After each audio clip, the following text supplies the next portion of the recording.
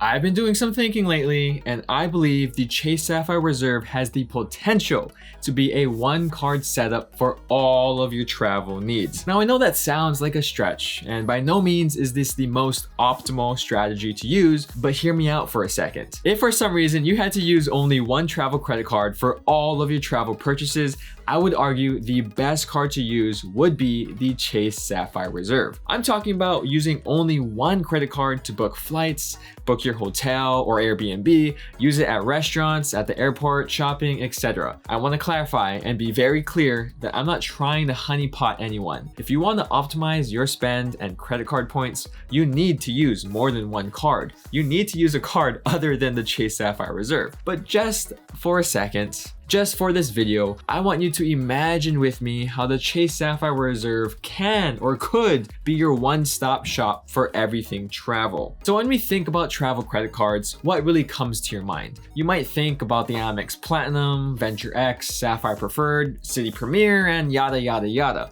But what makes them a travel credit card? Personally, when I look for a travel credit card, I check its reward multipliers first. Am I gonna earn points on flights, hotels, or on other travel purchases? Because let's be honest, if you aren't earning points on at least some sort of travel, can you really call that a travel credit card? Well, once I'm done with that, once I'm looking through the reward multipliers, I look for any travel benefits or credits that the card may offer. Will I get TSA PreCheck or global entry credit?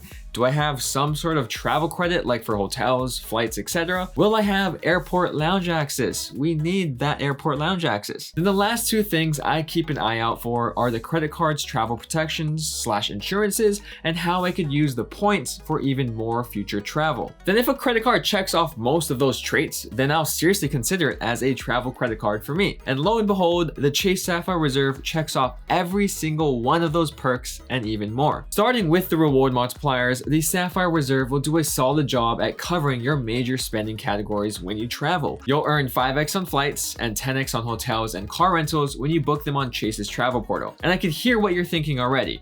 What if you don't like or don't want to book through a travel portal? Well, that's okay because this card will also give you 3x points when you book your hotel, flights, and car rental directly. Not only that, but you'll also earn 3x points on motels, timeshares, cruise lines, travel agencies, discount travel sites, campgrounds, ride shares, passenger trains, buses, taxis, limousines, ferries, toll bridges, and at parking garages. Chase's travel category on this card has been doing its daily stretches because it is the most flexible travel category that you could find out there. Most other travel credit cards come nowhere close to how great this one is. One close example is the travel category on the Amex Green card, but even then that category isn't as extensive as the one on Chase's. Because let's be real here, when you're traveling or you're on a trip, you probably spend money on some sort of transportation other than the flight itself. Maybe you caught a cab, caught an Uber, rented the car, or rode public transportation. Whatever it may be, the Chase Sapphire Reserve will earn you 3x on those purchases when most other travel cards will only earn you 1x. To give you an idea of how powerful this is, let's bring up the two closest rivals of the Sapphire Reserve. They'll be kind of like the villains of today's story, and those villains are the Venture X and Platinum cards, both of which will not earn you 3x points on all of your travel purchases. Admittedly, the Capital One Venture X does come close because you also earn 5x on flights and 10x on hotels and car rentals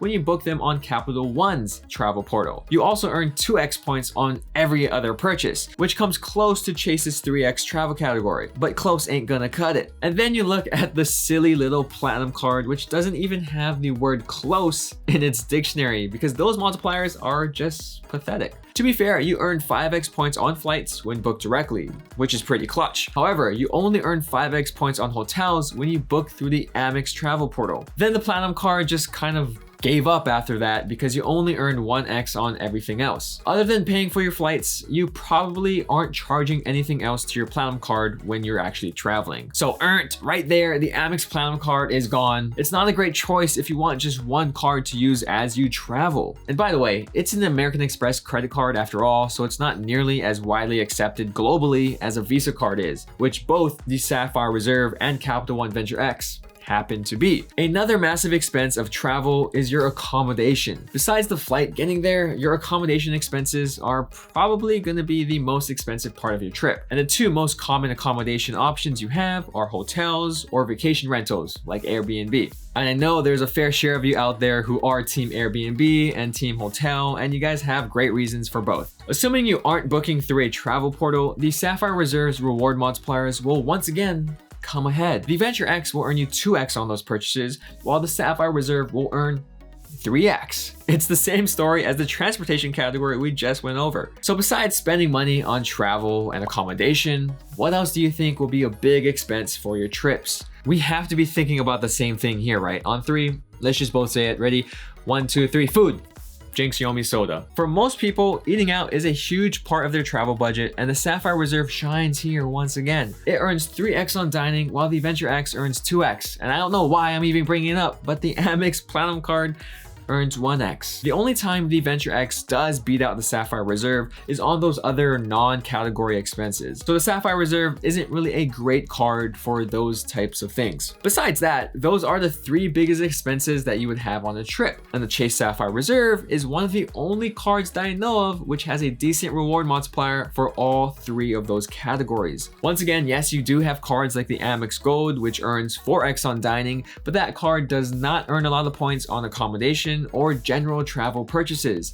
1x to be exact. But remember, I am trying to show you how the Sapphire Reserve could be your simple 1 card setup whenever you travel. And to continue that mission, let's talk about its travel benefits and perks. First and foremost, if you talk about the Sapphire Reserve, you kind of have to mention the $300 travel credit that comes with it. If you thought the Easy Bake Oven was easy, wait until you hear how easy it is to use this credit. All you need to do is use your Sapphire Reserve card to pay for travel purchases. That's it. Whether it's a flight, public transportation, or any of the other travel transactions we went over earlier in the video, it's eligible for that $300 travel credit. Just charge your card and you'll receive that credit in the form of statement credit soon after. No dealing with travel portals, and you don't even have to manually activate it every year. Another travel benefit that this card gives you is global entry or TSA PreCheck or Nexus fee credit. It's nothing too crazy since there are a lot of travel cards that offer this type of credit, but at the same time, it is an essential if you do plan on traveling. The other essential travel perk that comes with the Sapphire Reserve is a Priority Pass membership for access to airport lounges. Once again, a handful of other cards give this perk, except the Sapphire Reserve is slightly different. Along with your normal, usual access to Priority Pass airport lounges, this card also gives you credit to Priority Pass airport restaurants. And having access to Priority Pass restaurants is such a valuable perk to have if you could use it. Just like with the lounges, not every airport has a Priority Pass restaurant. There are only about 30 participating restaurants across the United States. However,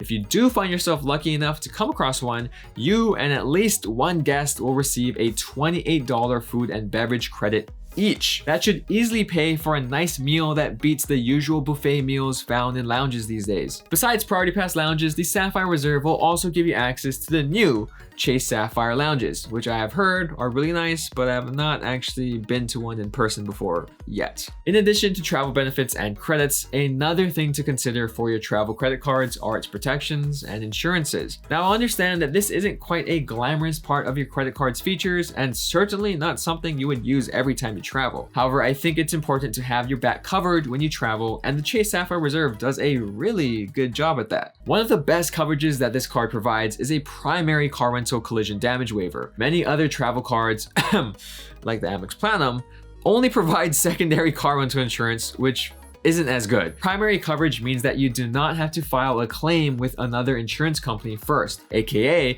your car insurance back home, those premiums are not going to go up as a result of an accident when you travel. The Sapphire Reserve also provides other main coverages and insurances that you'd expect from a premium travel card, such as trip cancellation and trip interruption insurance, trip delay reimbursement, lost luggage and baggage delay reimbursement. You also have other coverages such as emergency evacuation and transportation, emergency medical and dental benefits, benefit, travel and emergency assistance, which hopefully you aren't using those ones too often. But at least it'll give you a peace of mind knowing that the Sapphire Reserve has a comprehensive list of services to back you up if unexpected things do happen. On the other hand, something that you would want to use often is the automatic 1.5 cent per point value of your Chase points when you redeem them for travel through the portal. This is one of those unique benefits of Chase where you can easily book a quick flights or hotel stay without having to deal with award availability. Yes, you could get more value from your points if you transfer them to a transfer partner. You know, you spend it on those aspirational trips and you go to Bali or Indonesia or whatever.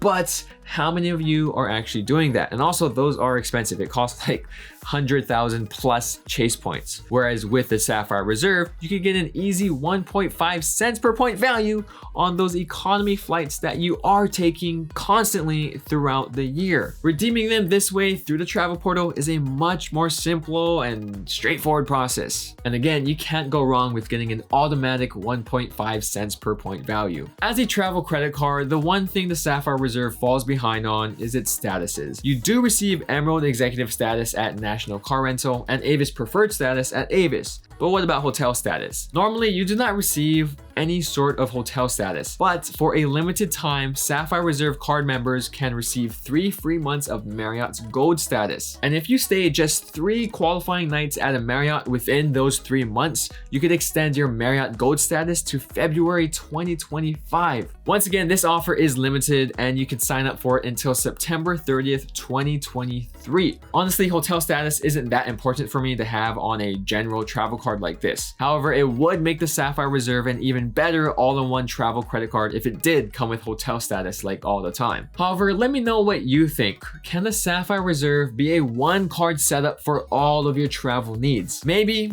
but maybe not. What I do know is how frustrating it is to use 15 credit cards at a time, and you can learn more and hear about my experience by watching this video here. Other than that, thank you guys so much for watching, and go touch some grass today, okay?